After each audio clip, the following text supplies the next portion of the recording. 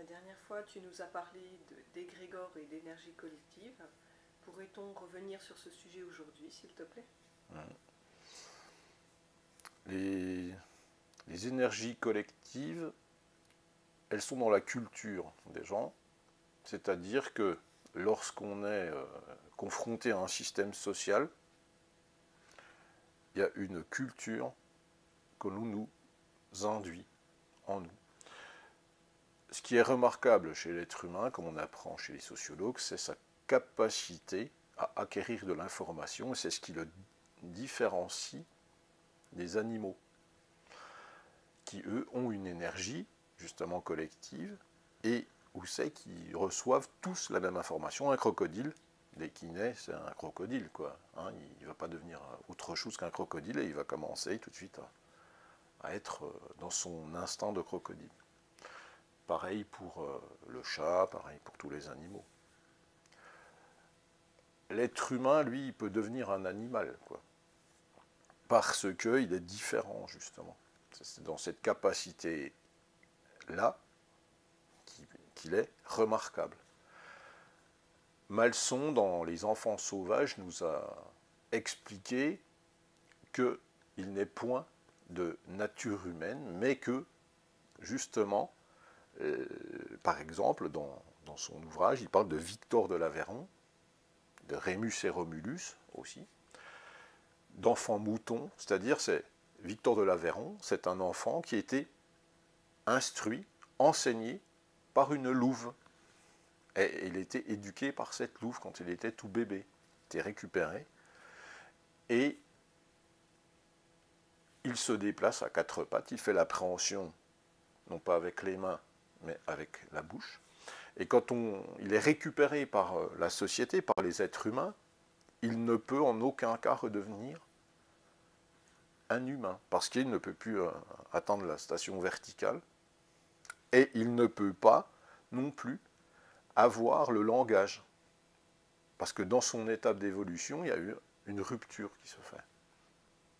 Et ce n'est pas quelque chose sur lequel on peut revenir. Contrairement à ce qu'on peut penser, c'est que quand on évolue en tant que de bébé jusqu'à adulte, il y a des étapes comme ça. Et il faut faire attention donc à ce que l'on transmet à ses enfants.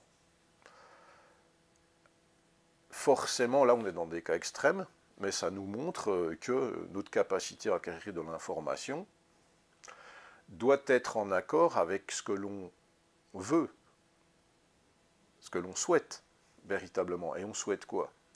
Si on souhaite une humanité bienveillante, il faut arrêter de transmettre la compétition aux gens.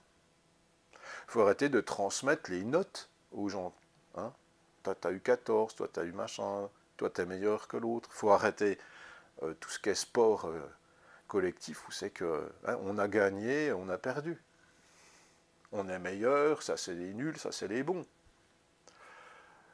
Tant qu'on transmet ce genre de choses collectivement, on ne se responsabilise pas individuellement. Parce que ce n'est pas quelque chose qui peut permettre aux êtres humains d'évoluer en se regardant eux, mais tout le temps en se comparant. Cette comparaison permanente qu'on induit chez les personnes qui sont dans les sociétés occidentales ne permettent pas l'évolution. Ça permet toujours de regarder à l'extérieur et pas à l'intérieur de soi. En partie. Hein, parce que je suis un peu dans l'extrémité de dire les choses, mais il y a toujours un bon côté à ça, hein, bien sûr aussi, parce que tu apprends quelque chose à travers ces expériences. Mais qu'est-ce que je veux pour l'humanité? Quand je vois les gens qui voudraient que ça change, et je les comprends, et je suis d'accord avec eux, on n'a pas envie de continuer dans ce monde où c'est qu'on veut nous contrôler de toutes les façons possibles et inimaginables. Mais qui veulent, pour ce changement, couper la tête à tout le monde, qui veulent finalement être comme ceux qui le dénoncent. ben, ça veut dire qu'ils ne font pas exprès. Ils ont été instruits dans ces énergies. Pourquoi? Regardez la Révolution française. Tu vois un peu la Révolution française, on te fait croire que le peuple a pris le pouvoir. Mais c'est faux, puisque ce sont les bourgeois, Danton, Robespierre, qui ont mené cette révolution. Ils ont eux-mêmes voulu prendre le pouvoir sur la monarchie, et ils ont influencé le peuple pour les aider à y arriver. Et après, on se rappelle ce qui s'est passé, hein, la terreur, on a coupé les têtes de ceux qui... Enfin, c'est juste inimaginable, je veux dire, de penser, quand on a un petit peu de bon sens, que le peuple a pris le pouvoir, quoi. Ceci est une croyance, où c'est qu'aujourd'hui, les gens ils pensent qu'en faisant cette révolution-là, ils vont obtenir quelque chose de nouveau, ce qui est faux, puisque en histoire, à l'université, on sait très bien que la révolution, c'est un retour à soi, un retour sur soi, c'est-à-dire on revient toujours au point de départ. Toi, tu es là, tu remontes, tu fais le tour, tu es dans la roue, et tu reviens au point de départ, donc tu reviens toujours à la même chose, quoi. C'est pas aussi simple donc que ça, c'est-à-dire que l'énergie, l'égrégore collectif français qui dit la révolution, on a eu le pouvoir du peuple, les gens ils y croient. Et comme ils sont dans cette croyance, mais ils sont dans une énergie de destruction. Et donc c'est une énergie Satan, ce qu'on appelle. Et ils utilisent ces énergies en permanence. Et on cherche toujours des coupables à l'extérieur, mais on ne regarde jamais à l'intérieur de soi. C'est-à-dire qu'on dit, oui, si ces gens-là disparaissent, ça ira mieux. Alors c'est vrai d'un côté, mais si toi, tu continues à être comme ça, à l'intérieur de toi, on va refaire la même chose. C'est-à-dire qu'il y en aura un qui aura envie de prendre la place de ces gens-là. Et comme on a adduit en toi que comme tu votais, tu remettais ton pouvoir à quelqu'un, que c'était bien comme ça, c'est toi qui choisissais une personne pour te représenter, ce qui est faux, parce que tu ne peux pas savoir. Tu ne le connais pas, celui qui est en face de toi. Tu ne sais pas qui c'est, profondément. Tu ne sais pas quelles sont ses intentions. Est-ce que ses intentions de celui qui va se présenter pour être président de la République, est-ce que ses intentions sont les mêmes que les tiennes? Comment tu sais ça? Est-ce que ses intentions, elles ne sont pas tournées vers lui, ou est-ce qu'elles sont tournées vers les autres? Comment tu peux savoir ça? Tu ne peux pas le savoir. Donc on te dit, tu remets ton pouvoir à quelqu'un, et tu as choisi. On te ment, puisque tu ne choisis pas forcément, tu ne vois pas les intentions de l'autre. Tes intentions, peut-être les tiennes, seraient bonnes, et tu penses que quand cette personne va te représenter, elle a les mêmes intentions que toi. Mais nous savons bien que tout ceci est une illusion. Est-ce que ça veut dire qu'on est limité dans le changement possible des êtres humains? C'est-à-dire le changement... de voir la société évoluer? Oui, pour l'instant, on est limité parce que le changement ne peut pas se faire brutalement. Pourquoi? Parce que tu passes pas du point A au point Z comme ça. Hein. Il y a bien des lettres entre, tu vois. Et pourquoi? Parce qu'il y a des étapes, quoi. Pour que les gens changent, il faut déjà qu'à l'intérieur d'eux, ils s'observent. Et qu'ils arrêtent de voir le mal à l'extérieur, tout le temps, et de vouloir éliminer le mal par le mal. Quand je commence à observer à l'intérieur de moi et que je comprends comment je fonctionne, c'est-à-dire je fonctionne avec ces énergies qu'on peut dire négatives, destructrices, on m'a appris à fonctionner avec. Donc, si je comprends bien, en fait, le but c'est d'abord de travailler sur soi. J'aime pas le terme travailler sur soi, hein, parce que c'est...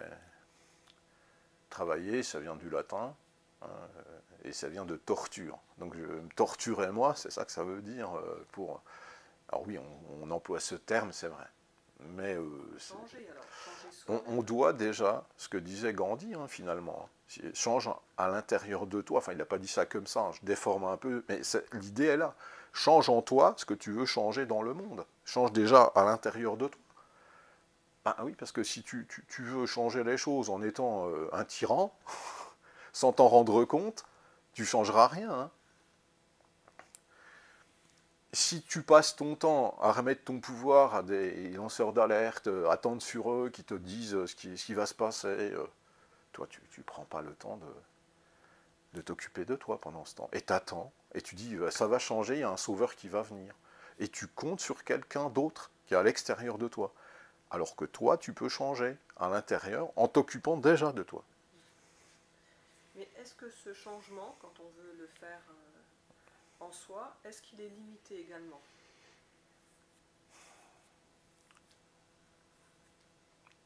Ça dépend pour qui. Ça dépend comment tu traverses les épreuves dans ta vie. Si tu observes à chaque fois dans tes expériences négatives ce qu'il y a de bon, là tu as compris un truc. Si tu vois dans le bon que du bon et que tu ne vois pas les côtés négatifs de ton expérience qui serait bonne, c'est que tu n'as pas compris. Tu n'es pas au milieu, quoi. Hein, tu n'es pas sur le chemin du milieu. Tu es sur le chemin des extrémités en permanence, où c'est qu'il te faut de la joie à un moment donné, puis il faut de la peine pour que tu connaisses la joie. Soit tu es bien à l'intérieur de toi, et que tu comprends que chaque expérience, il y a du bien et du mal, ce qui va te permettre d'être au centre des choses, soit tu continues de taper dans des extrémités, c'est-à-dire je travaille, je fais semblant que ça aille bien, je dis ouais c'est bien, il est bien mon boulot, puis quand tu interroges les gens, ils te disent ce que j'aime bien c'est mes collègues, mais t'aimes pas ton travail, tu vois. Les gens ils disent qu'ils aiment bien leurs collègues, ils disent qu'ils aiment bien l'ambiance, mais on s'en fout de ça. C'est ton travail. Toi, quand tu travailles, comment tu te sens? Qu'est-ce que tu ressens à l'intérieur de toi? Si tu t'observes quand tu fais un acte de travail, est-ce que tu te sens bien parce que tu le fais pour tout le monde? Et tu peux te sentir bien. Tu peux très bien te dire, moi je fais ça pour collectivement toute l'entreprise, je participe. Et je me sens bien à participer, être dans cette collectivité, et pour les clients de l'entreprise. Et tu peux te sentir bien comme ça, un temps. Parce que tu as compris quelque chose. Mais c'est pas le cas, hein, la plupart du temps. Les gens, ils font semblant, donc ils ont besoin d'un temps pour se retrouver, ce qui est légitime et normal, parce qu'on a besoin de se retrouver soi à un moment donné, mais de ce temps, ils font une fuite. Ils vont faire la fête, ils vont boire un coup avec des copains, ils vont regarder un match de foot, c'est qu'il y a une compétition, ils vont en fait être dans ces énergies quand même, mais qui sont extrêmes. Donc ils vont aller chercher la joie à l'extérieur, dans des actes qui sont extrêmes, entre guillemets extrêmes, hein, bien sûr, je parle d'extrémité d'énergie, c'est-à-dire je passe d'un état où je me sens pas vraiment bien et je me mens à moi-même, à un état où c'est que je peux me sentir bien, et je me mens aussi à moi-même, parce que de toute façon, je ne suis pas au centre. Hein. Je ne suis pas dans quelque chose où je peux me regarder et puis me dire, ouais, ok, je ne vais pas bien en fait dans mon boulot. Pourquoi? Qu'est-ce qui ne me convient pas? Tu vois, c'est ça l'intérêt de la vie, c'est dans ton expérience, arrête de tricher avec toi-même, de te mentir à toi-même. Tant que tu te mens, tu ne peux jamais obtenir ni l'éveil, ni la connaissance universelle, ni... tu n'obtiens rien, tu obtiens juste des extrémités en permanence où c'est que tu es dans Satan, Lucifer, c'est-à-dire ces deux énergies, la séduction, le mensonge, et puis tu sais, la destruction, tu vois. Il n'y a pas, de milieu à ça, si tu ne veux pas l'observer. Si tu veux l'observer à l'extérieur, et que toi tu es parfait, ça va pas. Est-ce qu'on peut dire aussi arrêter de forcer? Ah oui, oui, oui, parce que forcer, c'est défoncer des portes, et des fois ouvertes. Les gens, ils aiment bien, en fait, aller dans des extrêmes, quoi. On le voit. Ils vont dans des extrêmes sans s'en rendre compte, parce qu'on leur a appris ça. Tu vois, si les gens qui font vraiment des choses, tu te demandes quel est l'intérêt, pour l'humanité, par exemple, mais ils font des choses pour se dépasser eux-mêmes, quoi. Mais pourquoi? Pour défier quoi, finalement? Ils vont chercher quoi à travers ces expériences extrêmes? Mais ils se cherchent, eux, parce qu'ils ne se trouvent pas. Ils n'arrivent pas à se trouver dans le calme, ils ont besoin d'un truc extrême pour sentir quelque chose, des sensations. Des sensations de peur, des sensations de courage, des sensations de douleur. Parce qu'ils ne savent plus observer en eux ces sensations de douleur qui sont là, déjà, quand ils vont travailler. Non pas, non pas j'ai mal au dos, mais simplement à l'intérieur de toi, qu'est-ce que tu ressens, quoi. T'as pas un peu mal au ventre quand tu vas au boulot le matin? T'as pas un peu envie de vomir des fois? T'as pas... Tu vois ça? Ça, les gens, ils mettent un voile dessus, ils n'ont pas envie de le voir, quoi. Et c'est là où tu te trouves jamais, hein, parce que tu vas chercher justement dans des sports extrêmes ou dans des choses, des douleurs, des sensations, tu as l'impression de vivre. Mais c'est une illusion. Tu n'as pas besoin de ça en fait, hein, parce que ça t'empêche d'être vraiment toi-même à un moment donné, mais en même temps c'est une expérience. Alors, je ne suis pas en train de dire qu'il ne faut pas le faire. Hein. Mais quand on se rend compte de ça, justement, on peut être au départ un peu perdu de savoir comment se retrouver. Tout le monde ne sait pas comment faire. Oui. Ben, tout le monde ne sait pas comment faire parce que déjà, tu n'as pas la connaissance, quoi. Alors comment faire? Ben, comment faire? Ben, la connaissance, de toute façon, vu qu'elle n'est pas transmise déjà comme il faut, c'est-à-dire avec la base des choses, c'est c'est difficile. Et la base, c'est quoi? Ben, la base, c'est les anciens, quoi. Tu as Platon, tu as Siddhartha, tu as Jésus, l'Essénien, hein. Je ne parle pas de religion, je parle bien de Jésus, le personnage qui est venu et dont l'histoire est complètement déformée par la Bible, parce que la Bible, c'est écrit par qui? C'est pas Jésus qui l'a écrit, hein, c'est un homme, c'est des hommes qui l'ont transformé. Ils ont bien raconté ce qu'ils avaient envie de raconter et déformé ce qu'ils avaient envie de déformer pour pas qu'on ait la connaissance, justement. Cette connaissance-là, justement, ce qu'on doit, il va pas revenir, hein, j'entends des trucs là, il va revenir. Il ne faut pas compter sur Jésus, quoi. Il a fait sa part de colibri.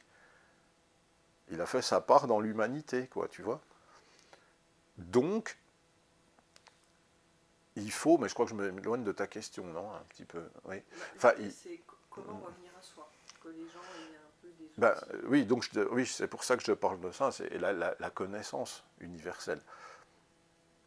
Et la connaissance universelle, lui, il est venu l'amener, hein, ok, avec des phrases aujourd'hui qui sont déformées pour pas qu'on comprenne exactement de quoi il s'agit.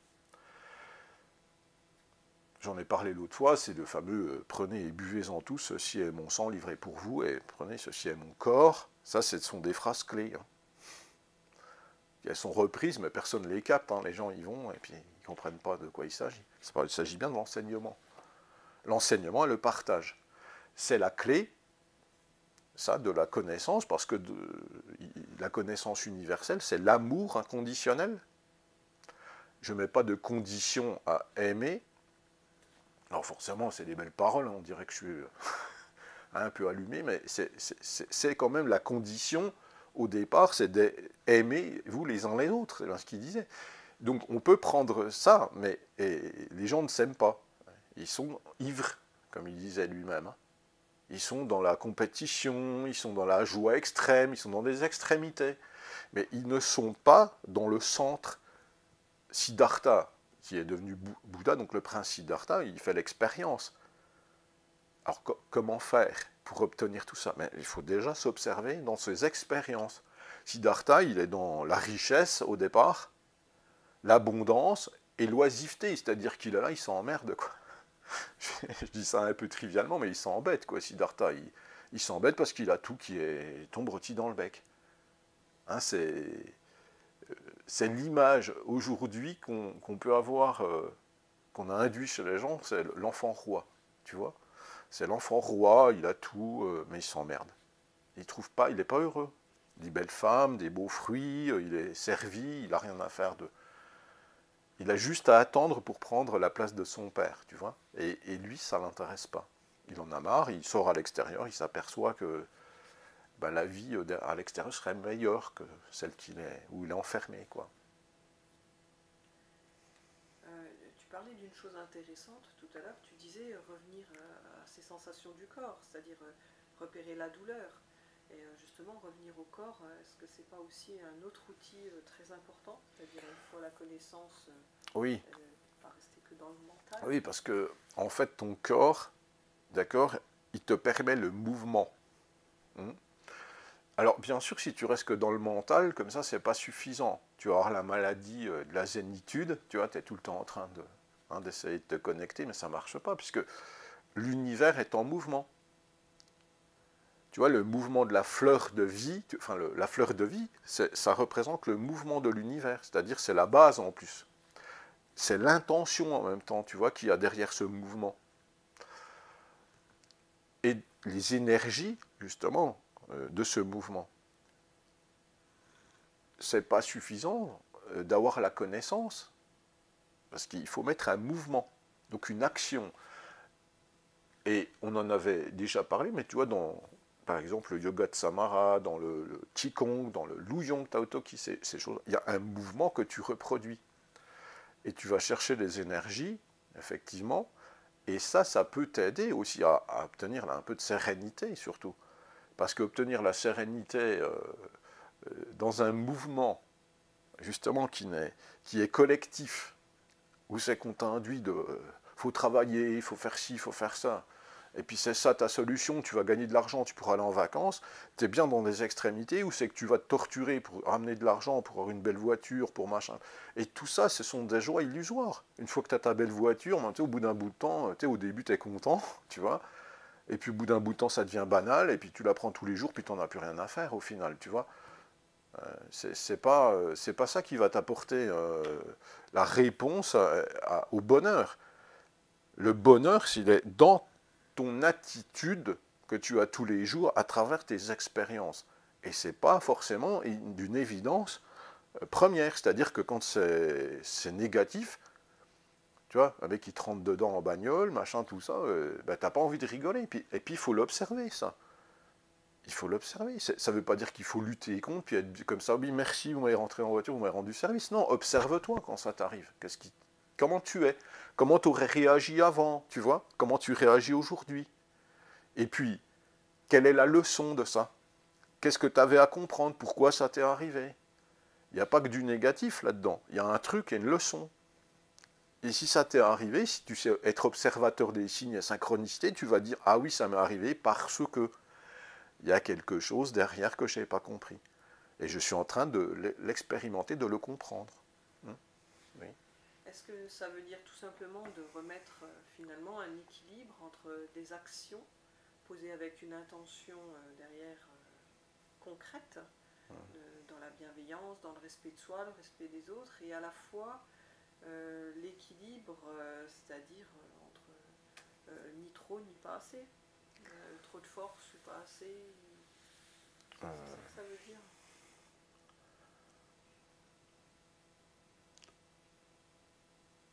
Quand tu décides quelque chose, ou que tu souhaites quelque chose, déjà, c'est que tu n'es pas bien.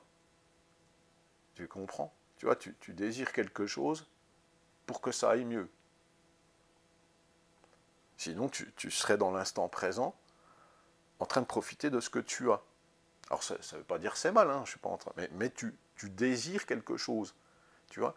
Donc, tu vas te mettre en action. Le besoin profond en toi, c'est quoi, à ce moment-là?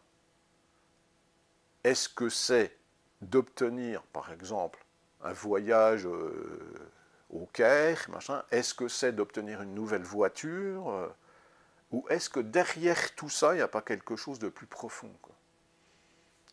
Est-ce que derrière tout ça, il n'y a pas un besoin qui est très haut et que tu ne peux pas observer encore, tu vois? Dans une action, comment tu fais, quoi? Non, je parle des actions simples de la vie, comme faire à manger et puis le faire avec amour. S'organiser dans notre vie par rapport à ce qu'on a envie de vivre. Ouais, mais... Si on a un choix de revenir à l'essentiel, par exemple, ce serait... Ouais, mais j'avais pas compris comme ça. Mais si tu fais un acte simple de tous les jours, mais que tu n'es pas présent à ton acte, c'est-à-dire que tu mets pas d'intention dans ton acte. Tu fais à manger. Et ton intention, derrière, c'est de faire plaisir à tout le monde, et à toi en premier aussi, parce que tu aimes ce plat. Et en même temps, tu veux le partager, et c'est ça qui est important pour toi, de le partager avec les autres. Ben, le goût du plat, crois-moi, il va être influencé par cette intention. Mais si tu fais ce plat, cette fois, et que tu es dans des considérations intérieures, tu te dis, ouais, attends, comment je vais faire, là, mon avenir est sombre, tu vois, que tu projettes des choses comme ça, ben, ton plat, il va avoir ce goût-là aussi. Hein. Et parce que tu informes quelque chose dans tes actes. Ton action, elle informe bien quelque chose.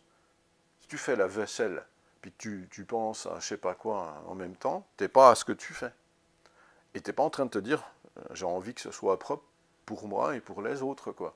Tu es en train, et tu le fais à moitié. Et du coup, ben, ça se trouve, tu vas retrouver des assiettes, ah ben tiens, c'était pas tout à fait propre, ou des verres, tu vois, qui sont mal essuyés, qui sont, tu vois, parce que tu n'es pas à ce que tu fais.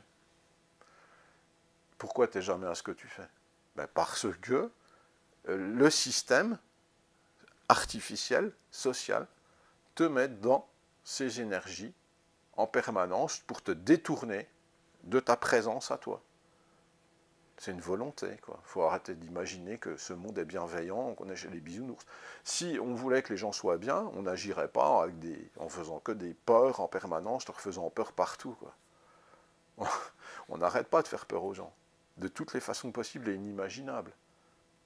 Là, je pense que c'est flagrant, ça fait 3 ans que ça dure, et c'est flagrant, avec des croyances, mais complètement limitantes, aberrantes, avec des solutions d'autant plus aberrantes, mais qui correspondent à une autre idée, une intention malsaine. Mais si les gens se comprenaient comment fonctionnent les énergies et les intentions, ils verraient bien que c'est malsain. Sauf que comme ils ne captent pas, pour eux, oh ben non, on va les sauver, non, on ne va pas vous sauver, les amis. Vous êtes en train de rêver, on est en train de vous mettre dans des énergies qui ne sont pas les vôtres, quoi. Et finalement, si nous n'étions pas dans cette société-là, si nous avions une société tout simplement où ce qui prime, ce serait la bienveillance et le respect de chacun, est-ce que les êtres humains seraient naturellement bons entre eux? Alors, Jean-Jacques Rousseau, il dit l'homme n'est bon naturellement, c'est la société qui le corrompt. Je crois qu'il a tout dit quand il dit ça. Bien sûr que si tu es enseigné depuis petit avec des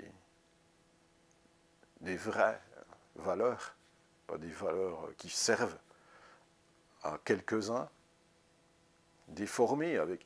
Tu sais, quand on dit l'enfer est pavé de bonnes intentions, c'est exactement les valeurs qu'on nous a induit. C'est l'enfer pavé de bonnes intentions.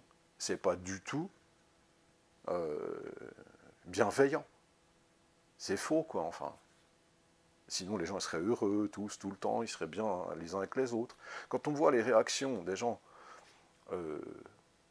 aujourd'hui par rapport à un problème, ben, c'est pas de la bienveillance, hein, c'est de la haine, de la colère, de la guerre. C'est extrême, quoi, une fois de plus. On est dans des choses extrêmes. Donc voilà, quoi, il faut... L'homme, enfin le petit homme quand il naît, quoi, s'il est bien enseigné, déjà par ses parents et par l'école, si on veut qu'il y ait une école, si on veut qu'il y ait des enseignements transmis par d'autres, mais il faut déjà que les enseignants eux-mêmes comprennent que ce qu'ils font là, bah, c'est pas du tout un enseignement de qualité.